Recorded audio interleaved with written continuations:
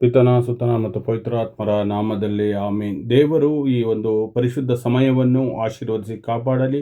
ಪ್ರತಿದಿನ ದೇವರ ವಾಕ್ಯವನ್ನು ನೋಡುವವರು, ಕೇಳುವವರು ಮತ್ತು ದೇವರು ಓದುವವರನ್ನು ದೇವರು ಅವರನ್ನು ಆಶೀರ್ವದಿಸಲಿ ಎಂಬುದಾಗಿ ಬೇಡುತ್ತೇನೆ.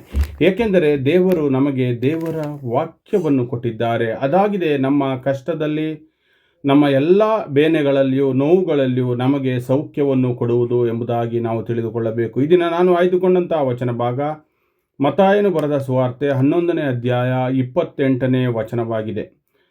ಕಷ್ಟಪಡುವವರೇ ಮತ್ತು ಭಾರ ಹೊತ್ತವರೇ, ನೀವೆಲ್ಲರೂ ನನ್ನ ಬಳಿಗೆ ಬನ್ನಿರಿ, ನಾನು ನಿಮಗೆ ವಿಶ್ರಾಂತಿಯನ್ನು ಕೊಡುವೆನು ಎಂಬುದಾಗಿ ಈ ವಾಕ್ಯದಲ್ಲಿ ಹೇಳಲ್ಪಟ್ಟಿದೆ.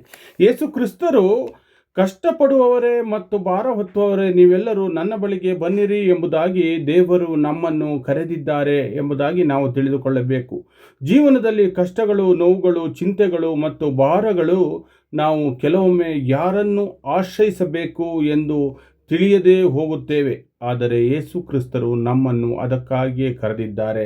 ನಮ್ಮ ಎಲ್ಲ ಭಾರಗಳನ್ನು ಯೇಸು ಸ್ವಾಮಿಯ ಪಾದಗಳಿಗೆ ಸಮರ್ಪಿಸಿದಾಗ ಅವರು ನಮ್ಮ ಹೃದಯಕ್ಕೆ ಶಾಂತಿ ಮತ್ತು ವಿಶ್ರಾಂತಿಯನ್ನು ನೀಡುತ್ತಾರೆ. ಇದು ನಾವು ತಿಳಿದುಕೊಳ್ಳಬೇಕು. ನಮ್ಮ ಸಮಸ್ಯೆಗಳು ತಕ್ಷಣ ದೂರವಾಗದಿದ್ದರೂ ಅವುಗಳನ್ನು ಎದುರಿಸಲು ಬೇಕಾದ ಬಲವನ್ನು ದೇವರು ಕೊಡುವವರಾಗಿದ್ದಾರೆ ಎಂಬುದಾಗಿದೆ ಈ ವಾಕ್ಯದ ಒಂದು ಅದ್ಭುತವಾದ ಮಾತು. ಈ ವಾಕ್ಯ ನಾವು ತಿಳಿದುಕೊಳ್ಳಬೇಕು.